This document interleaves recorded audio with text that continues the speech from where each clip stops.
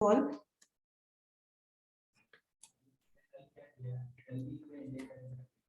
So today we will be discussing about one of the HAM project which we are currently working on.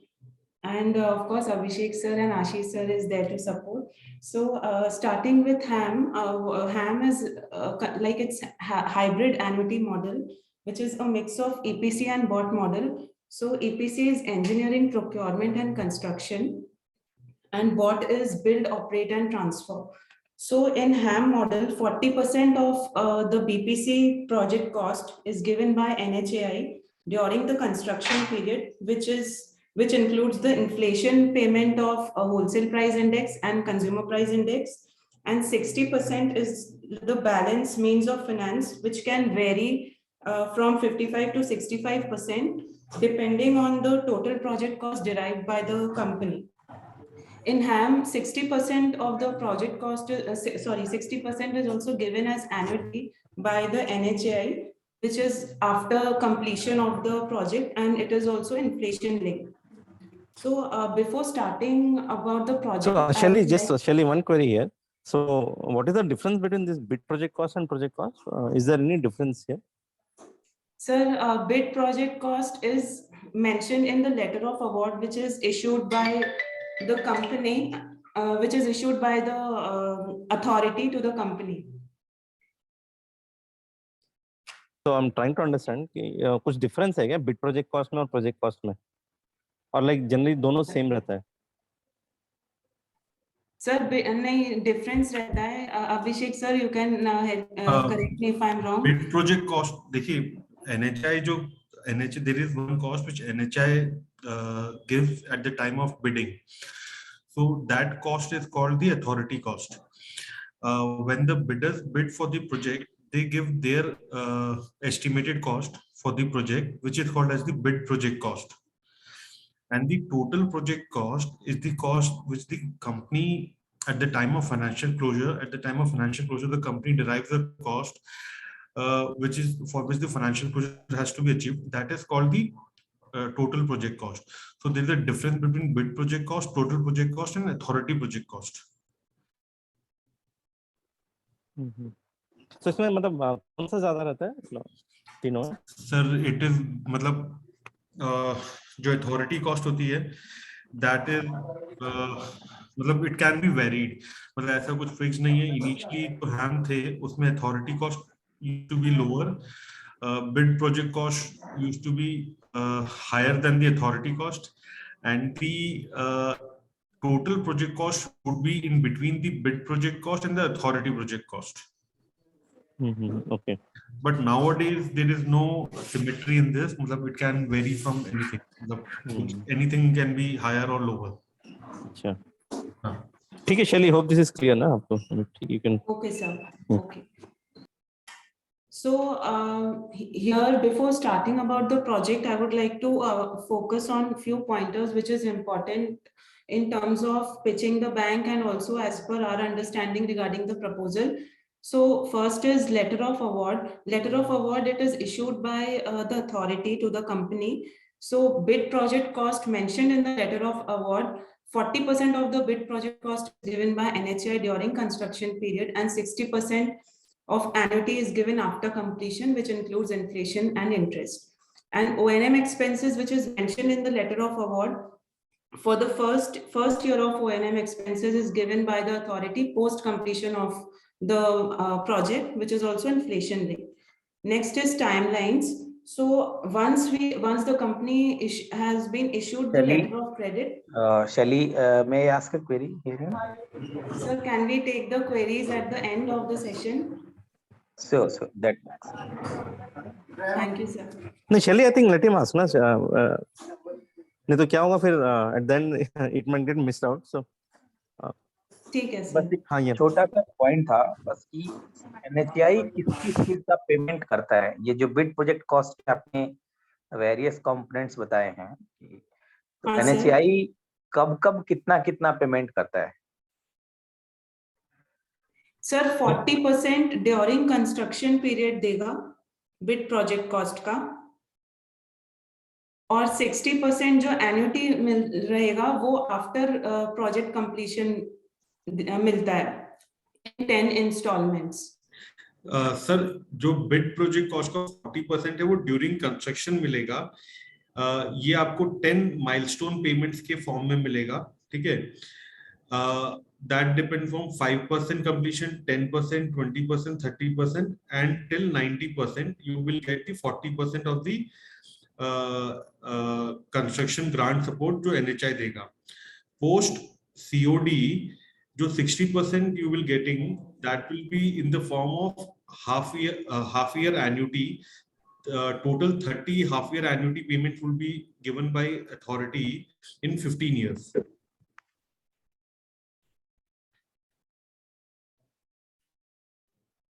Right, sir? Right, sir.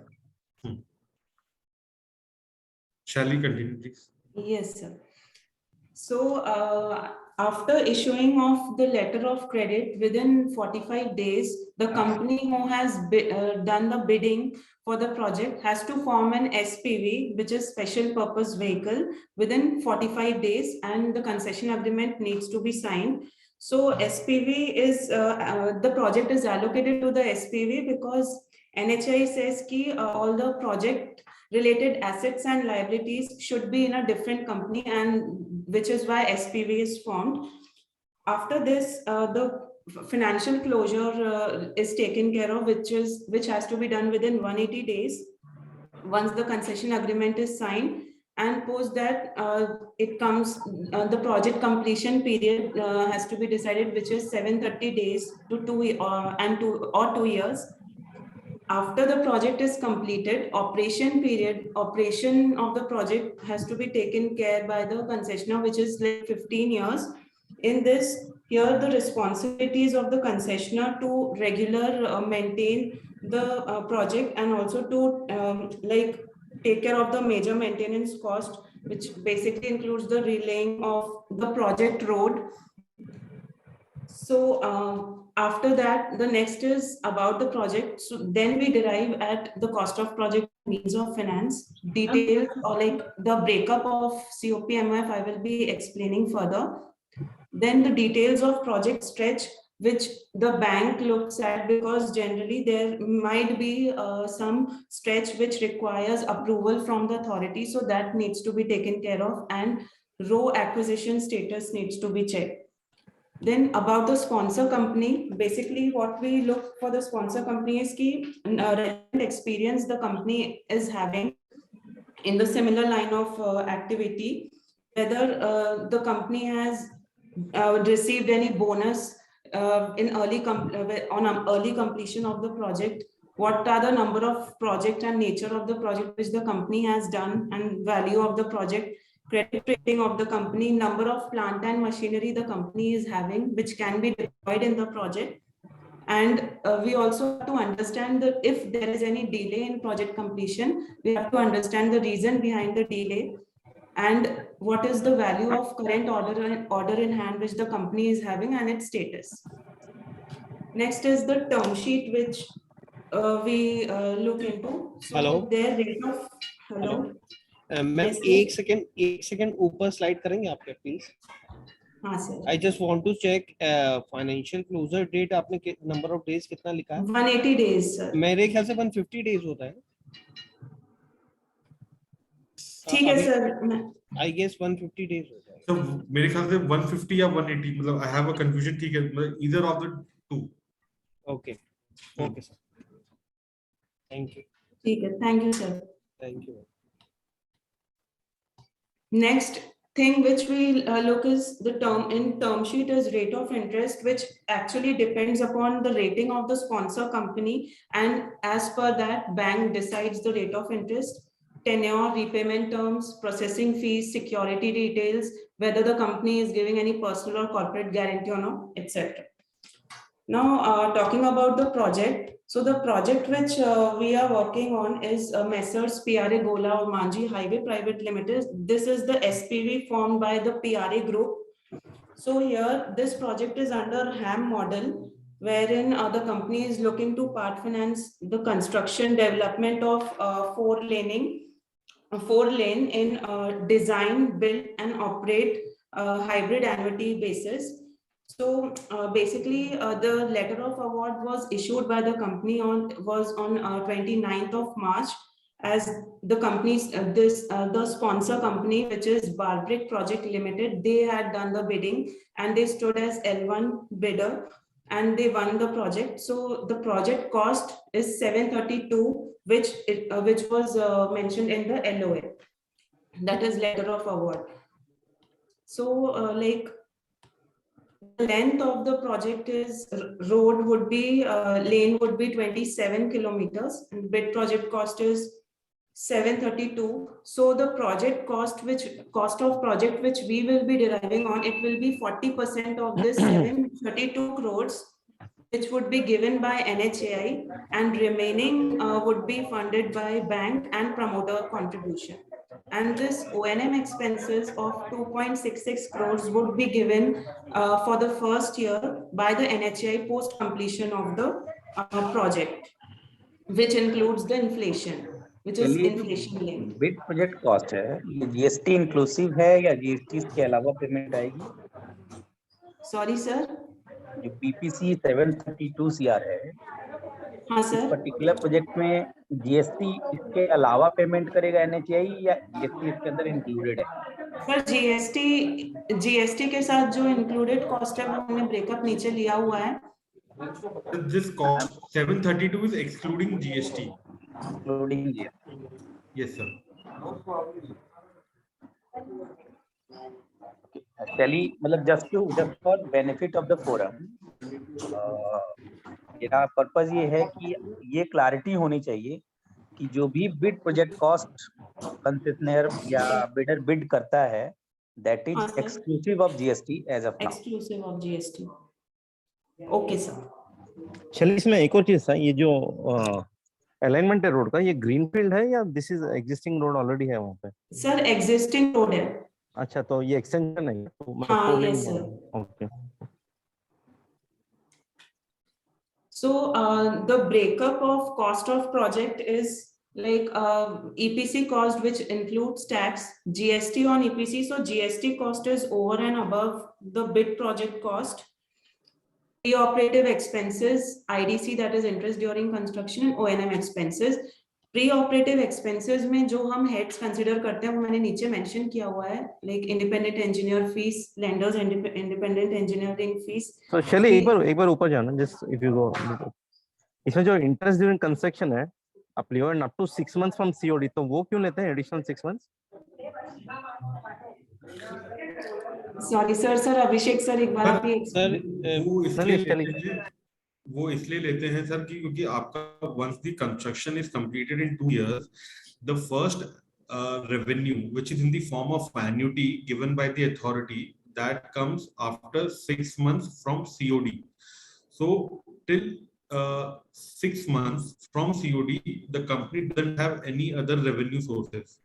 So that 6 months, all the interest payment and any O&M expenses for the project are taken care in cost of project, because it has to be funded, or either it has to be funded in some way or the other. Either the promoters will bring in extra fund after the COD. So to keep it simple, the promoters do that. The 6 months interest payment and any other operation expenses are taken care in cost of project. ठीक है, चलिए, you can go ahead. ठीक है sir. Hello शैली. हाँ, एक question आ रहा था, मतलब ईपीसी में आपने लिखा है इंक्लूडिंग टैक्सेस. सर वो एक्सक्लूडिंग है, वो मिसप्रिंटिंग है. अच्छा, ओके.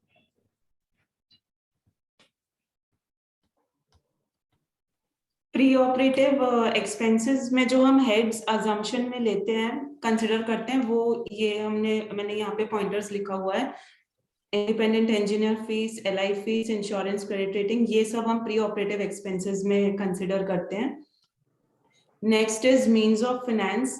तो मीन्स ऑफ फाइनेंस में जैसे मैंने बोला था कि जो एनएचएआई देता है वो बिड प्रोजेक्ट कॉस्ट का 40% देता है. So we have considered that 40% of the bid project cost would be given by NHAI.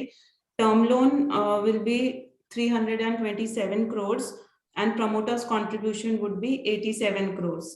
So total project cost comes at 742 crores.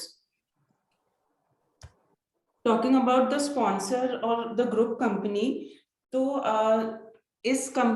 जो SPV है PRA गोला और मांझी हाईवे प्राइवेट लिमिटेड, इसके दो स्पॉन्सर कंपनी है which is under PRA group only, that is Barbrick Project Limited and PRA India Limited. So Barbrick Project Limited is the flagship company which has over 35 years of experience in the similar line of business. Also, the number of projects, the value of the projects which the company has done is around 1900 crores. And the nature of the project is कि NHAI का, state government का, और ये ऐसे projects ही उन्होंने किए हैं. Ongoing projects इनके 23 हैं, जो कि डिटेल्स मैंने यहाँ पे मेंशन किया है, और उनकी जो वैल्यू है वो अप्रॉक्स 2000 करोड़ का वैल्यू है इस ग्रुप कंपनी का. इसमें at the time of bidding authority sponsor company के दो चीज पे फोकस करती है. First is technical eligibility and second is financial eligibility. तो technical eligibility is derived from the number of project which has been executed by the company. These are the things which authority focuses on at the time of bidding process. तो ये first sponsor company थी Barbrick Project Limited. Second is PRA Limited. May I ask something? Actually, similar nature number of project, not the number of. Sir मतलब कि इन्होंने infrastructure, जो ये company है, इन्होंने इनका जो लाइन ऑफ बिजनेस है वो इंफ्रास्ट्रक्चर ही में है, लाइक हाईवे, इरिगेशन, ब्रिजेस, जो वो अभी what I'm saying, कभी-कभी ना सिमिलर नेचर वर्क मांगते हैं, ना कि total infrastructure projects. Eligibility criteria similar nature of work has been done. कितने आपने किए सिमिलर नेचर वर्क? उसमें NHI में आई थिंक रिहेबिलिटेशन भी होता होगा, एक्सटेंशन भी होता होगा, न्यू कंस्ट्रक्शन भी होता होगा, है ना, वाइडनिंग भी होती होगी, and number of things are there, but similar nature of works अगर आपने नहीं किया है तो it will be not qualify, I think maybe. Sir generally इसमें क्या रहता है कि आपके जैसे ग्रामीण सड़क होती है, फिर आपके मतलब विलेज होता है, टाउन रोड होती है, फिर within the city roads होती हैं, फिर आपके स्टेट हाईवेज होते हैं, फिर आपके नेशनल हाईवेज होते हैं, फिर आपके कुछ जो बॉर्डर रोड वाले प्रोजेक्ट. सो एवरी मतलब ये अलग अलग काइंड ऑफ प्रोजेक्ट होते हैं. तो every project has some ratio given by the authority. So आप जितने वैल्यू का काम उस पर्टिकुलर प्रोजेक्ट, जैसे आप फॉर एग्जांपल आपने कोई गांव की सड़क बनाई, सो अगर आपने 100 रुपए की गांव की सड़क बनाई है, तो उसका अगर उसका कन्वर्जन फैक्टर इज से 20%, तो आपको 100 करोड़ का 20% मिलेगा फॉर दैट कंसिडर 20 करोड़ की एलिजिबिलिटी हुई आपकी. And similarly if you do say national highway project of 100 crore, so वहां पे जो कन्वर्जन फैक्टर 100% लगेगा, तो आपकी एलिजिबिलिटी में पूरे 100 करोड़ आएंगे. सो अगर आपने ये दो प्रोजेक्ट किए हैं हिस्टोरिकली, तो आपकी एलिजिबिलिटी होगी 120 करोड़ की. So this is how the technical eligibility of the authority is calculated. ठीक है, बट मेरे ख्याल से कि जो NHI के रोड्स हैं और जो विलेज रोड है, स्टेट हाईवेज हैं, जो बॉर्डर रोड्स हैं, उनमें डिफरेंट स्पेसिफिकेशन फॉलो होते हैं. Absolutely true. मोड्स में जो है, जो NHI मोड्स जनरली फॉलो होता है. विलेज रोड में हमारा वो उनका स्पेसिफिकेशन अलग रहता है. तो सिमिलर नेचर ऑफ वर्क नहीं रहा. मेरा मतलब वो है, मेरा मतलब ऐसे एलिजिबिलिटी क्राइटेरिया से नहीं है वो. ठीक है, उन्होंने कह दिया कि इंफ्रास्ट्रक्चर का आपने इतना काम किया, तो that will be your eligibility criteria, whatever be the amount. The similar nature से मतलब था रोड प्रोजेक्ट्स. अच्छा, वो कैसा भी किया हो. हाँ, मतलब मैं आपको बता दिया ना कि जैसे आपने गांव की सड़क बनाई, उसका एक अलग रेशियो मिलता है. आपने एक वो जो प्रधानमंत्री योजना में कुछ प्रधानमंत्री ग्रामीण सड़क योजना, हाँ, तो उसमें अलग रेशियो में आपको आपकी एलिजिबिलिटी कैलकुलेट होती है. स्टेट हाईवे में अगर आपकी 50 या 70% कैलकुलेट होती होगी, तो नेशनल हाईवे में 100% कैलकुलेट होती है. तो that is how the technical eligibility of the company is derived. ठीक है. हाँ, I guess that is because of the reason जो सर ने बोला कि सबकी स्पेसिफिकेशन अलग होती है ना. तो NHI ने कंसीडर मोस्ट प्रोबेबली किया होगा कि कौन सा वर्क कितना हमारे सिमिलर है, उसके हिसाब से उसको वेटेज देते हैं. एग्जैक्टली वो वेटेज ही है. जैसे गांव की सड़क का सबसे कम वेटेज होता है और हाईएस्ट वेटेज NHI के प्रोजेक्ट का होता है. एक्चुअली इंफ्रास्ट्रक्चर प्रोजेक्ट तो other than the road project, जैसे टूरिज्म है, मास्टर प्लानिंग से, पीएमसी है, रोड्स इसकी बिल्डिंग्स की पीएमसी है, तो इंफ्रास्ट्रक्चर। बिल्डिंग्स वाले काउंट नहीं होते सर। नहीं, मैं आई एम नॉट टॉकिंग अबाउट की ये की एलिजिबिलिटी। उसमें क्या होता है कि similar nature of work eligibility मांगते हैं कि आपने हॉस्पिटल अगर 2 बनाए हैं तो ये काउंट होगा, ना कि आपने बिल्डिंग बनाई है। तो उस तरह से वहां जो एलिजिबिलिटी रहती है ना, तो एनएचआई भी इस तरह से रहती है। I agree with you, I agree with you. General eligibility का I am not sure, but जो authority in terms of NHAI है उसमें they only consider road construction, highway construction, bridge construction. तो मतलब यही चीज जो है जो सिमिलर नेचर में आते हैं। मतलब any other infrastructure, may be hospital और मे बी सम कॉम्प्लेक्स और एनीथिंग, वो नहीं कंसिडर होते सर। नहीं, एनएचआई में कंसीडर नहीं होते। आई एम सेइंग, मैं ये कह रहा हूँ कि उधर जो सिमिलर नेचर ऑफ वर्क होता है ना, जो एलिजिबिलिटी क्राइटेरिया होता है, वो ये होता है कि अगर उन्होंने मास्टर प्लान के 4 प्रोजेक्ट किए हैं तो you will be eligible for the preparation of the master planning. May be इस तरह से होता है। But in case of NHAI, as per यो कि भाई वहाँ क्या है कि आपकी चाहे इधर विलेज रोड की है या स्टेट हाईवे की है या आपने एनएचआई किया है या आपने बॉर्डर ऑर्गेनाइजेशन का काम किया है, वो उनकी कुछ परसेंटेज कैलकुलेट करके उसमें डालते हैं। आप कहते हैं वो सबको सिमिलर नेचर ऑफ वर्क मानते हैं। आपने रोड किया होगा, हाँ ठीक है ना? चलिए,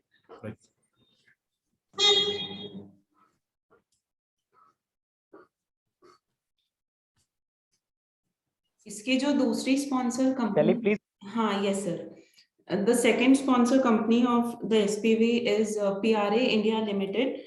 तो PRA India Limited is executing like civil works including roads, dam, or currently they are working as a subcontractor also, and both the sponsor company is rated A minus from acute rating. इनका जो ongoing project है total, इनके पास 9 projects हैं जिसकी value approx 1770 crore का है। और जो DSCR है DSCR जो है इस प्रोजेक्ट का वो 1.33 है। मैंने कुछ strengths I have mentioned about the project and weakness plus mitigation. So this group is having almost 35 years of experience. चलिए, इसका बैंकिंग मतलब डेट प्रोफाइल कैसा है कुछ, मतलब कौन है इसके लेंडर्स एग्जिस्टिंग पीआरए में? सर इनके जो एग्जिस्टिंग स्पॉन्सर कंपनी के जो एग्जिस्टिंग लेंडर्स हैं, इन्होंने वर्किंग कैपिटल लिमिट और कमर्शियल व्हीकल लोन दिया है। तो मेजरली इन्होंने बैंक ऑफ बड़ौदा, इनकी जो फर्स्ट स्पॉन्सर कंपनी है उसकी bank of Baroda lead bank है, और इंडियन बैंक है और प्राइवेट सेक्टर लेंडर्स हैं और in for the working capital limits. मतलब SBI is there and along with that HDFC, ICICI, Yes Bank, Kotak is there. अच्छा, IndusInd Bank is there. IndusInd Bank is there और commercial vehicles तो there are 10 Multiple, 12 okay. lenders in commercial vehicles. और net worth कितना होगा sir इनका? ये Sir, net worth is around I guess 700-800 crores का net worth है शायद। ठीक है, ओके, क्या कंटिन्यू चलिए, ठीक। I have a query. आपने बताया चलिए जैसे इसमें 2 प्रमोटर्स हैं, मतलब 2 स्पॉन्सर्स हैं, 2 लोगों ने मिलके ज्वाइंट बिडिंग ऐसा कुछ किया होगा। हाँ सर। तो उन दोनों का आपस में शेयरिंग रेशियो क्या है? सर बिडिंग देखिए, और द स्ट्रक्चर ही, sorry please continue Pawan ji. हाँ, and based on the sharing ratio हम क्या दोनों को स्पॉन्सर कहते हैं या कोई एक मेजॉरिटी शेयर होल्डर ही स्पॉन्सर कहलाता है? सर इधर क्या मतलब था, अगर हम जैसे later on understood your point sir. Sir इधर क्या था कि the PRA is part of the barbaric group only, so PRA has an history of only 2 to 3 years, so it is a newly incorporated company, that is why इनके पास कोई executed project की history है नहीं, so they don't have a technical capabilities, financial capabilities company की है, net worth is strong, तो उस पर से they don't have problem, but for the technical eligibility they don't have much technical eligibility for bidding high value projects. So what the group does, they bid from Barbaric Project Limited, which has a technical eligibility for bidding of project around 1500 to 2000 crores. मतलब single project value 1500 से 2000 करोड़ की ये लोग bid कर सकते हैं। तो what they do, ये लोग बारबरिक से बिडिंग करते हैं बारबरिक से बिडिंग करने के बाद तो सिंगल बिडर होता है, जॉइंट बिडिंग नहीं होती, ये लोग जॉइंट बिडिंग नहीं करते, बारबरिक सिंगल बिडर बिड करता है, उसको प्रोजेक्ट मिलता है। प्रोजेक्ट मिलने के बाद ये जो एसपीवी क्रिएट करते हैं उसमें बारबरिक प्रोजेक्ट्स और पीआरए इंडिया प्राइवेट लिमिटेड दोनों शेयर होल्डर बन जाते हैं in the ratio 70% with barbaric, 30% with PRA.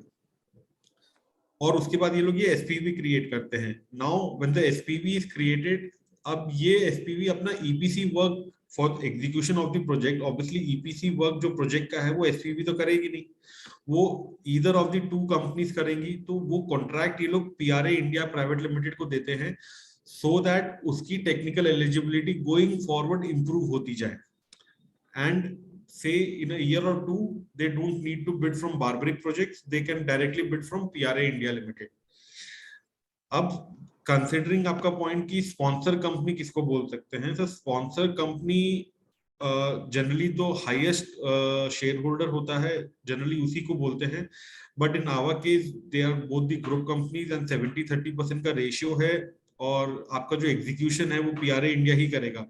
So we take both, we are saying that both are the sponsor companies since both are giving the fund for doing the project.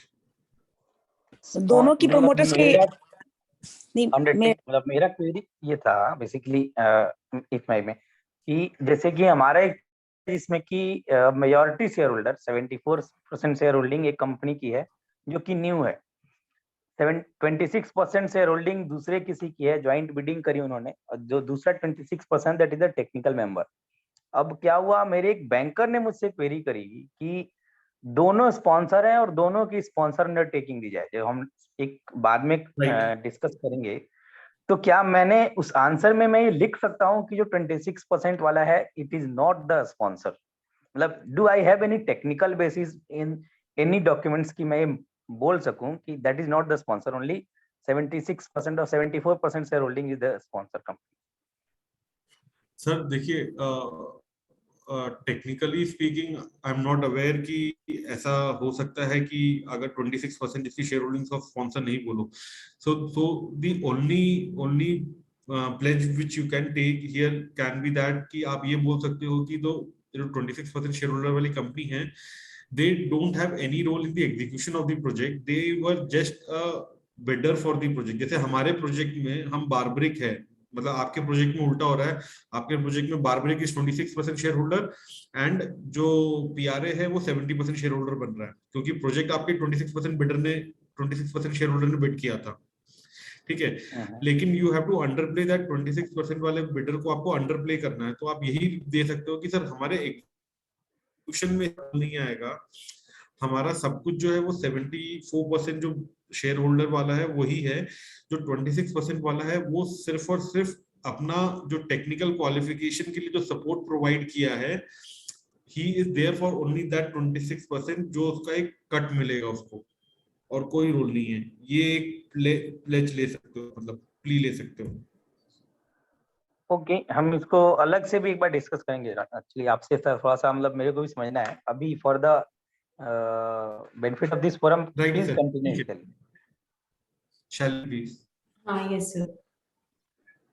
So these are the strength of the sponsor company, sorry, of the SPV, and weakness इसमें यही है कि ये newly incorporated ये है, तो SPV company है, इनकी कुछ फाइनेंशियल और ये टेक्निकल एलिजिबिलिटी है नहीं, but considering the strength and experience of the sponsor company, it is expected कि जो ये एसपीवी है वो भी सक्सेसफुल मतलब इनकॉर्पोरेट कर पाएगा प्रोजेक्ट। टर्म शीट में we have taken amount 327 crores of a term loan with a sublimit of mobilization advance bank guarantee, and यहाँ पे एक टाइपिंग एरर हो गया है, ये दूसरा जो है वो परफॉर्मेंस बैंक गारंटी है which is 80 crores and 21 crores is the mobilization advance bank guarantee. So total debt requirement is 327 crores. Sorry sir.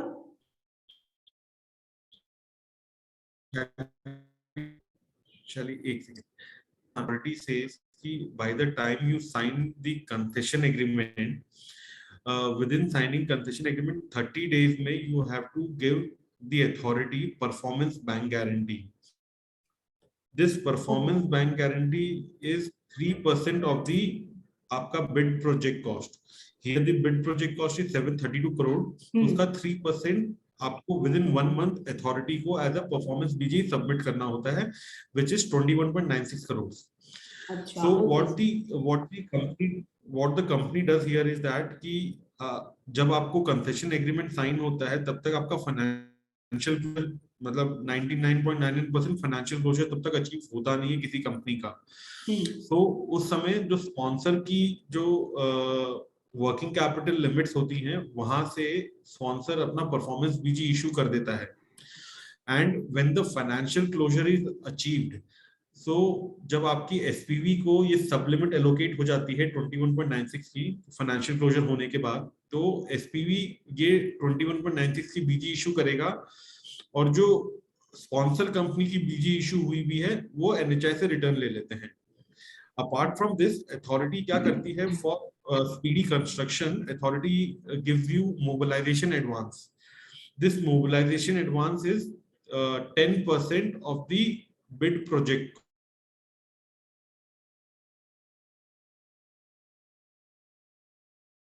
Mobilisation advance चाहिए, so you have to give me 11%, 110 times मतलब 11% का आप मुझे बीजी दीजिए, मैं आपको 10% of the BPC का mobilisation advance दे दूंगा इन 2 इंस्टॉलमेंट 1 मंथ के गैप में. सो वो जो 11% का मोबिलाइजेशन बीजी चाहिए होता है वो 80 करोड़ का बैठता है. यह हमने क्या किया है कि दोनों को सब लिमिट में डाल दिया है. some EPC players they say कि हमको जो परफॉर्मेंस बीजी है वो सब लिमिट में नहीं चाहिए, हमको सिर्फ मोबिलाइजेशन सब लिमिट में चाहिए. सो आप अलग से लिमिट भी ले सकते हो, परफॉर्मेंस बीजी की सब लिमिट भी ले सकते हो. So why we have taken it as a sub limit is because जो परफॉर्मेंस बीजी होती है वो एनएचआई रिटर्न कर देता है on 30% achievement of project, completion of the project, or 1 year, whichever is earlier. So technically आपका project अगर 2 साल का है, so within 1 year आपकी ये 22 करोड़ की बीजी तो रिटर्न आ गई, और by that time आप within 1 year आप 327 पूरा यूज कर नहीं सकते हो. So आपका 20 और within 1 year 22 आपका रिटर्न आ जाएगा. So it can be treated as a sub limit. Mobilisation BG जो होती है वो ब्रॉडली आपका 1.5 ईयर के या 1.25 साल के करीब की होती है. So by the time mobilisation BG release तब भी आप 327 आप पूरा यूज कर पाते हो. सो इसलिए हम इसको सब लिमिट में ले लेते हैं. ठीक है, थैंक यू सर. यस शादी.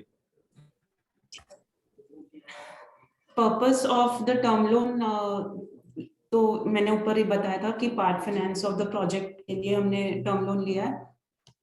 परफॉर्मेंस बैंक गारंटी और मोबिलाइजेशन बैंक गारंटी जो हमने लिया उसका पर्पस, टेन्योर इसका 15 years and 7 months है from the date of disbursement.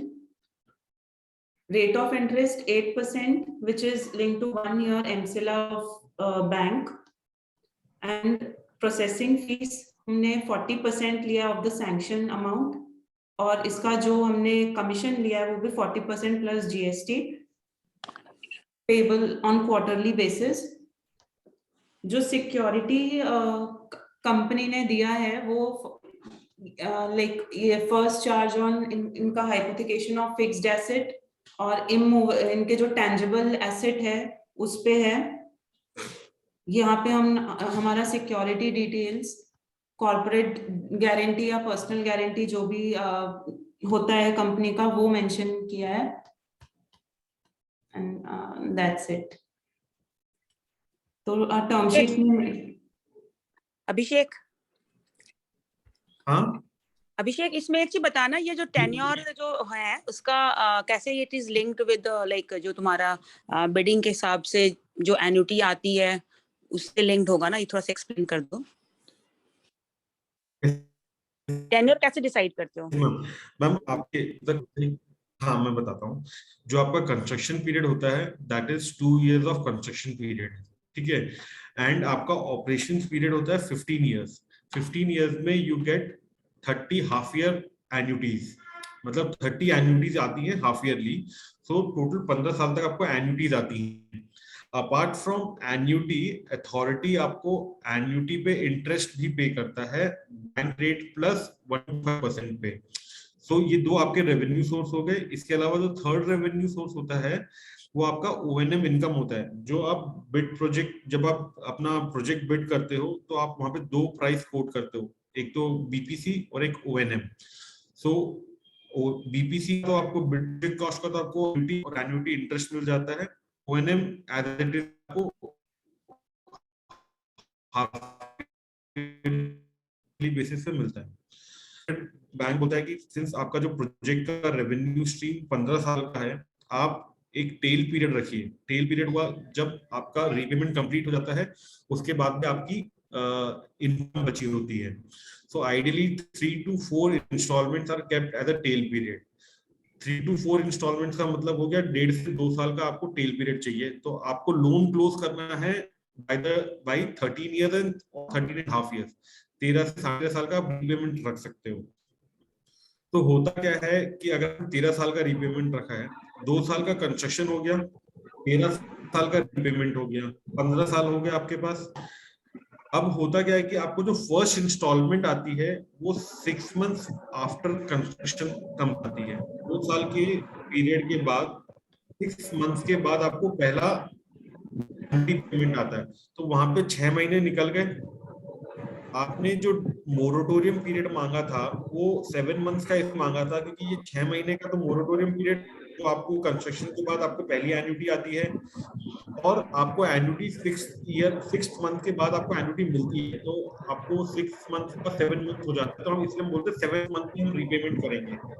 तो उस हिसाब से आपका जो टेन्योर बैठता है वो 15 years एंड 1 month बैठता है। क्लियर है, क्लियर।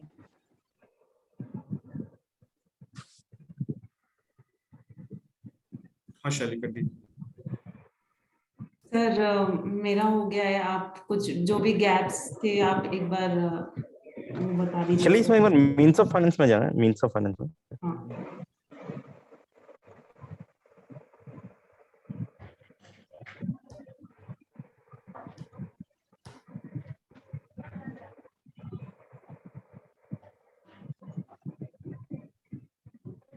हाँ sir.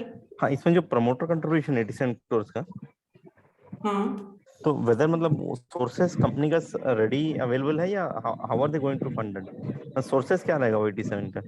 Sir sources of 87 crore का क्या रहता है कि जो स्पॉन्सर कंपनी होती है, तो स्पॉन्सर कंपनी कोई नया इक्विटी इन्फ्यूजन तो करती नहीं है।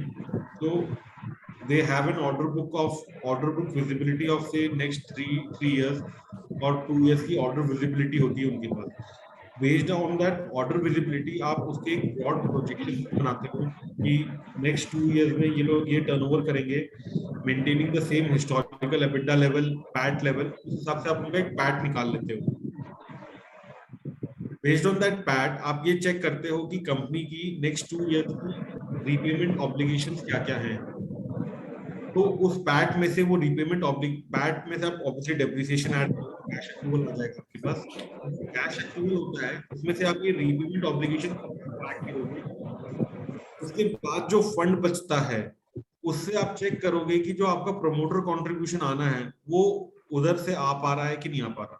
This is promoter contribution. अलग से कोई आपका इक्विटी इन्फ्यूजन या कोई नया अनसिक्योर्ड लोन नहीं डालते हैं।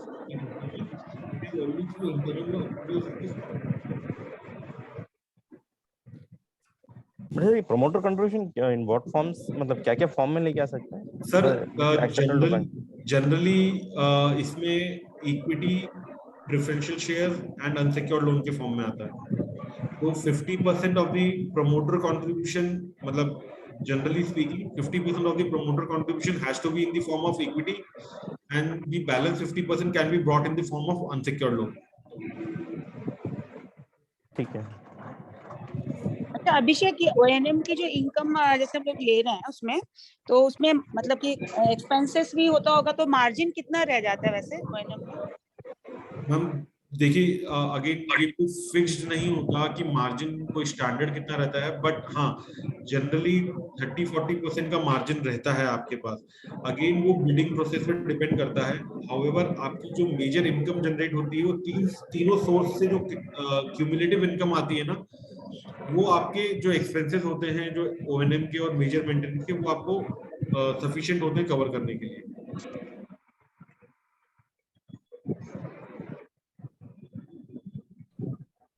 ठीक है।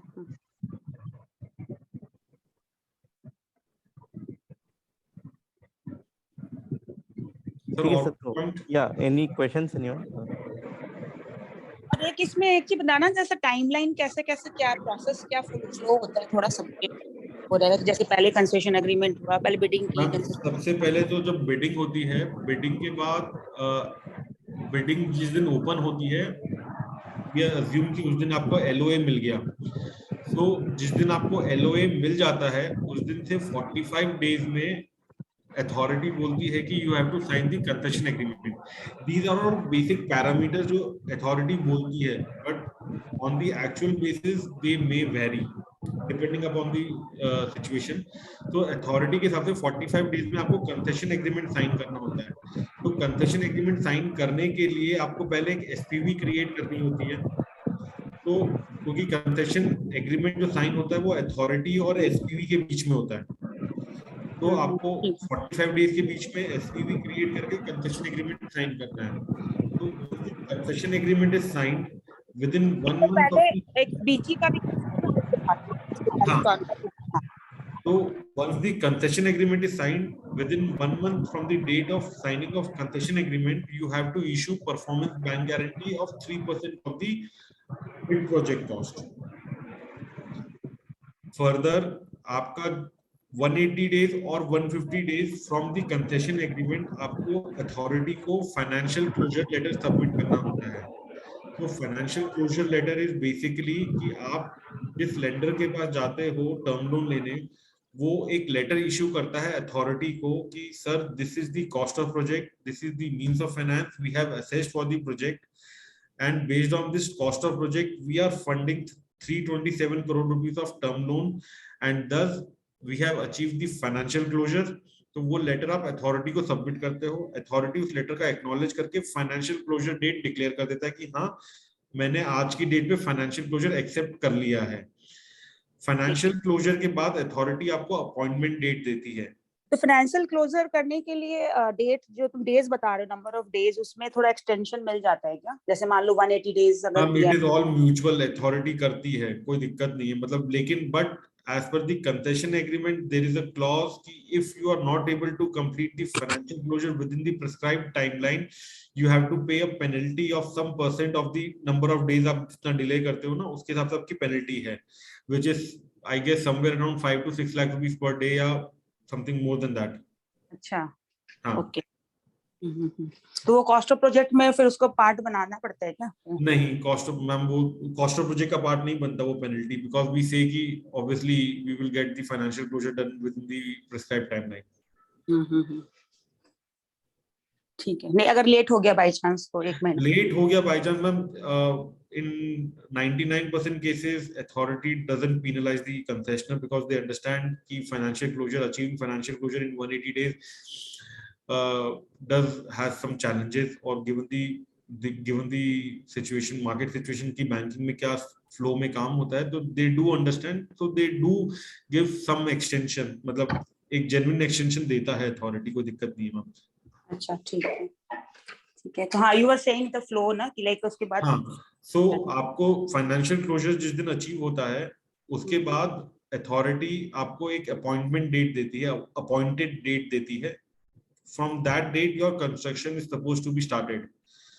वहां से 2 साल तक का आपका कंस्ट्रक्शन पीरियड होता है। तो exactly after 730 days from the appointed date you have to achieve COD, commercial operation date. Before, if you achieve commercial operation date before the COD, estimated COD date, authority आपको incentivize करती है by giving you bonus annuities, sorry, by giving you bonus. So that bonus is again some percentage of the project bid project cost, और ये कुछ minimum 30 days पहले आपको complete करोगे तो आपको bonus मिलता है. And after the project is completed, you get every half yearly you get annuities, interest on annuities, and O&M income. These three incomes are given by the authority. ये आपको next 15 years तक देती है, and then the concession agreement is ended. Okay, और इसका जो contribution है NHAI का, सपोज जो कंट्रीब्यूशन है बिड प्रोजेक्ट कॉस्ट का जो 30% है, उसको 40%. कैसे, हाँ 40%, उसको कैसे कैसे वो कितने इंस्टॉलमेंट में कैसे कैसे देती है, इसको भी एक बार एक्सप्लेन कर देना. मैम अथॉरिटी बोलती है कि जो आपको वो 40% देती है, that will be paid in 10 installments, 10 equal installments. So these equal installments are based on the progress of the project. So the first installment is given when the project is 5% completed. The second installment is given when the project is 10% complete. Third installment 20%. Then it goes on like 30%, 40%, 50%, 60%, 70%, 80%, and the final and 10th installment is given on 90% completion of the project. Sir ये completion of project मतलब क्या होता है? How do they define that? मतलब sir जो physical progress होता है, Okay. जो authority होती है, they appoint a Okay. independent engineer. LAI अलग से अपॉइंट करते हैं ना वो लोग भी. IE अपॉइंट करता है अथॉरिटी. जो बैंक्स होते हैं वो LIE अपॉइंट करता है, लेंडर्स इंडिपेंडेंट इंजीनियर. और जो अथॉरिटी होती है NHAI, वो अपॉइंट करता है independent engineer. So the independent engineer certifies कि सर जो स्कोप ऑफ वर्क आपने डिफाइन किया था, based on that scope of work, company has achieved 5% of the physical progress required. So once the IE certifies that 5% project is completed, authority releases the first grant. अच्छा, एक just question कि अगर एक बार जब certify कर देते तो कितना टाइम लगता है इनको प्रोसेस करके पेमेंट रिलीज करने में, या बहुत डिले होता है, या मतलब टाइमलाइन क्या रहता है normally? Once the authority has received the confirmation from the IE, authority says that within 7 to 15 days they will give the payment. और एन्युटी के पेमेंट तो आई थिंक डिले नहीं होती है, वो भी टाइम पे. एन्युटी के पेमेंट जैसे आपकी एवरी एन्युटी आपका for example 31st of March को आपका COD अचीव हुआ, so you are now eligible for the annuity on 30th of September. सो बाय 15th of October आपको एन्युटी मिल जाती है. तो 15 डेज का आप एक टाइम फ्रेम रखते हैं, उसमें आपको मिल जाती है अथॉरिटी से एन्युटी. तो 7 to 15 days is the timeline after 6 months is completed. तो सर रीपेमेंट कैसे होता है फिर? आपका principal okay, we can take it 6 in every 6 months. So how is the interest paid then every month? Interest payment कैसे होता है इसमें? सर जो आपको एन्युटीज आती हैं, तो एक तो बैंक क्या करता है, जो आपको फर्स्ट सेकंड एन्युटीज आती हैं उससे एक तो इधर उससे डेसरा क्रिएट करता है, या फिर उसके पहले अपफ्रंट डेसरा क्रिएट करा लेता है on COD. Apart from that, जो एन्युटी जो आपकी इनकम आती है उसमें से सारा एक्सपेंसेस तो निकलता नहीं है, क्योंकि जो बैंक्स होते हैं, लेंडर्स होते हैं, दे पुट अ क्लॉज की जो आपका एस्क्रो अकाउंट में जो पेमेंट आएगा उसके रिस्ट्रिक्टेड आउटफ्लोज होते हैं. तो the promoter company cannot take the fund available in the escrow account. तो आपके पास इतना फंड अवेलेबल रहते हो कि नेक्स्ट 6 months की जो डेट इंटरेस्ट ऑब्लिगेशन है वो आप उस एस्क्रो अकाउंट में उतना फंड रखते हो कि उससे वहां से पे हो जाए. प्लस जो अब आपकी जो नेक्स्ट एन्युटी फॉल करेगी, रीपेमेंट उसी के बाद आएगा, तो अगला रीपेमेंट तो अगली एन्युटी से कवर हो ही जाएगा. और जो इंटरेस्ट कंपोनेंट है वो उस एन्युटी में आपका एस्क्रो में इतना बैलेंस रखते हैं कि उससे पे होता है मंथली. और इंटरेस्ट मॉरेटोरियम जो COD तक तो मिल जाता होगा, टिल COD. हाँ, तो वो इंटरेस्ट मोरेटोरियम मतलब कॉस्ट ऑफ प्रोजेक्ट टाइप हो गया. इंटरेस्ट ड्यूरिंग कंस्ट्रक्शन तो कॉस्ट ऑफ प्रोजेक्ट में एडेड होता होगा, है ना? Yes ma'am. तो बाद में जब बस 6 महीने का वो गैप होता होगा बेसिकली. हाँ, तो first 6 months from COD you don't have any revenue streams. So for that reason आप उसको COD कॉस्ट ऑफ प्रोजेक्ट का पार्ट बना लेते हो, because anyway it has to नहीं, बी COD के बाद का जो 6 महीने का इंटरेस्ट है उसको भी बना लेते हो, ये कह रहे हो? Right ma'am. Okay okay. हाँ, उसके बाद फिर आई जाती है फिर तो उसके एन्युटी आई। बाद आपके पास हाफ ईयरली एन्युटीज आ ही रही हैं, तो दैट इज सफिशिएंट टू हाँ, फंड द 6 मंथ्स हाँ, इंटरेस्ट साथ एंड तो cover रीपेमेंट। ठीक है। हाँ अभिषेक जी, इसमें सपोज कीजिए एन्युटी टाइम से एनएचए नहीं दे पाता है, तो इन दैट केस बैंक फिर क्या इसमें क्या रहती है उनकी अंडरस्टैंडिंग? तो देखिए, that is the only reason the bankers are doing the HAM project awarded by NHI, because उनकी एन्युटी पेमेंट्स टाइम पे आती हैं। स्टेट हैम्स होते हैं, वहां पे चैलेंजेस यही होते हैं कि पेमेंट टाइम पे नहीं आते हैं, तो दैट इज द रीजन कि लेंडर उधर कर नहीं रहे हैं। तो एज ऑफ नाउ अथॉरिटीज की तरफ से पेमेंट की तरफ से कोई डिले नहीं है। इट इज सेड कि कंसेशनर की तरफ से डिले हो सकता है, अथॉरिटी की तरफ से डिले नहीं होता पेमेंट में। और इन केस अगर से एनएचआई भी अगर डिफॉल्ट करता है, मतलब डिफॉल्ट तो नहीं बोलेंगे इसको, हाँ डिले करता है in payment of annuities, so in that scenario आपके पास जो आप स्पॉन्सर कंपनीज की गारंटी लेते हो या अंडरटेकिंग लेते हो टू मीट एनी डेसरा वगैरह भी शॉर्टफॉल, रखते हैं ना, तो डेसरा वहां रखते से हैं, डेसरा भी रखते हैं। मैम हाँ, डेसरा अगर कैन इन बी, केस डेसरा डिले हो गया। रखते हैं, बट आजकल डेसरा भी जो है फर्स्ट टू एन्युटी से क्रिएट होता है। So okay. again, you have हाँ, to have first two annuity for DSRA creation. तो नहीं अगर अगर एनएचआई के साथ आपके है पास तब तो हाँ, नहीं एनएचआई के साथ है तब नेचुरली वो लोग नहीं करते होंगे डेसरा क्रिएट पहले से। बट अगर एनएचआई के साथ नहीं है, सपोज कोई दूसरा है, तो अगर स्टेट का उतना नहीं है तो फिर उसके आप अंदर एक DSRA सोल्यूशन और क्या, आप डेसरा create पहले करवाते हो, right मैम?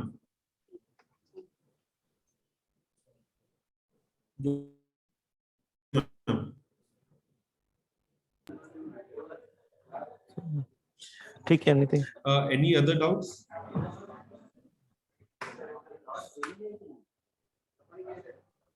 ठीक है, I think we can wind up, Abhishek. Okay. Shelly, you have anything? Yeah. I would like to thank Abhishek sir and Pawan sir for helping me and sharing the inputs. Thank you sir for the help and support. अभिषेक, मेरा एक तो बस ये feedback था कि ये Thank you, just Shalini. आज सुबह ही हेलो अभिषेक, Thank you. मैं बोली हम लोग जैसे मैंने देखा एकदम मॉर्निंग में ही आया मैसेज ज्वाइन करने के लिए, एकदम सुबह सुबह ही। पहले से अगर थोड़ा पता होता ना तो फिर बाकी लोग भी और ज्वाइन कर लेते। नहीं, हम तो कल ही डाल दिए थे मैसेज, कल ही आया था। कल आया था? कितना कब आया था कल? मैंने हेलो सर, आज एक चीज पूछनी थी।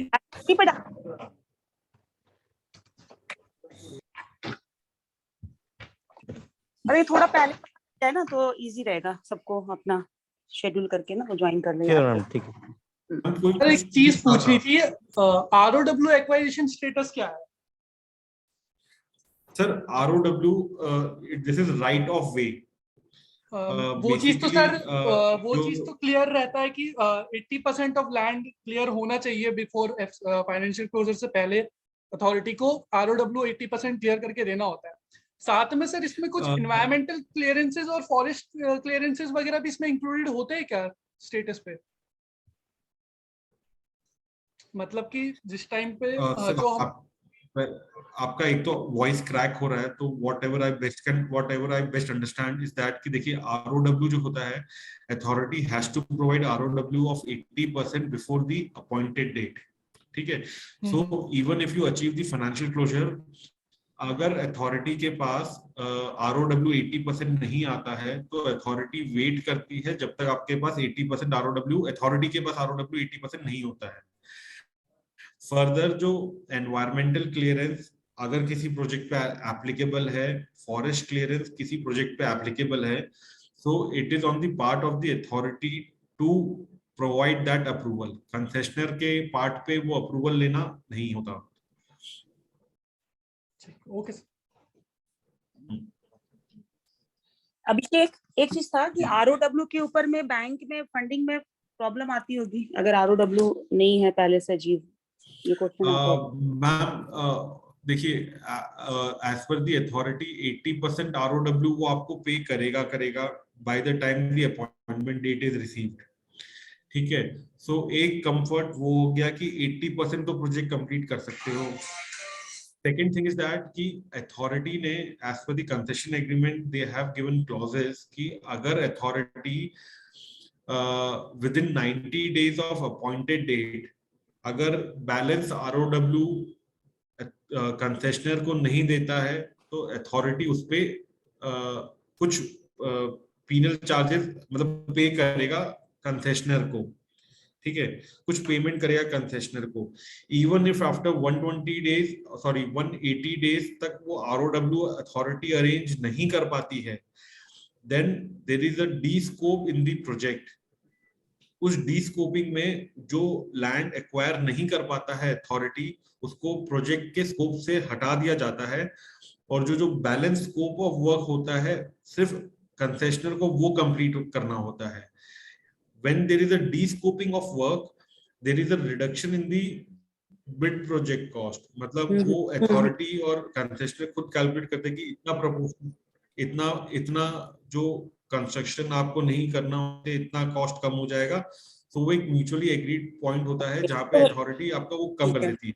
तो फाइनेंशियल क्लोजर Even अगर हो गया तो फिर अकॉर्डिंगली फिर फाइनेंशियल क्लोजर में फिर से बैंक के पास फिर से वो मतलब बैंक के पास नहीं जाओगे आप, वहीं पे आपकी जो अथॉरिटी के पास जो अथॉरिटी आपको बता देगी कितना बीपीसी कम हो गया तो इतना कॉस्ट ऑफ प्रोजेक्ट कम हो गया, कॉस्ट ऑफ प्रोजेक्ट कम हो गया तो आपका मींस ऑफ फाइनेंस प्रोपोर्शनेटली कम हो जाएगा।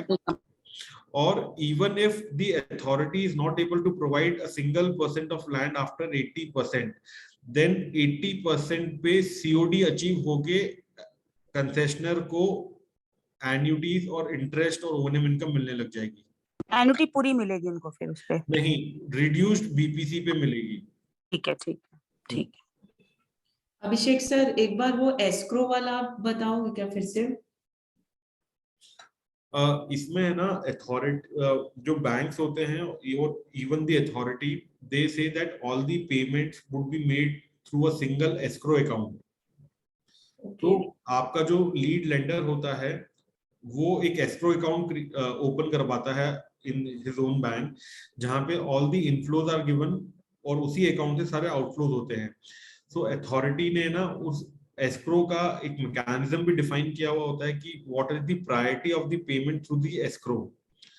सो बेस्ड मतलब सबसे पहली प्रायोरिटीज होती है जब टैक्स पेज करने होते हैं, जो कंसेशन जो कंस्ट्रक्शन से रिलेटेड एक्सपेंसेस होते हैं, अकॉर्डिंगली सबकी प्रायोरिटी सेट है। तो जैसे जैसे पैसा आएगा, रेवेन्यूज आएगा या फिर ड्यूरिंग कंस्ट्रक्शन पीरियड जो इक्विटी, डेट और ग्रांट आती है अथॉरिटी से, तो उनके उन्होंने गाइडलाइंस डिफाइन करी हुई है कि these are the flow mechanism कि सबसे पहली प्रायोरिटी किसका पेमेंट की है एंड द लीस्ट प्रायोरिटी किसके पेमेंट की है।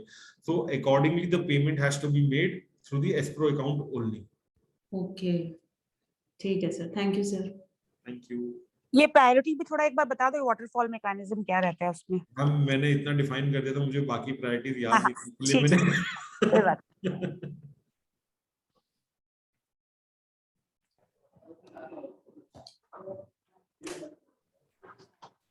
So any questions किसी और?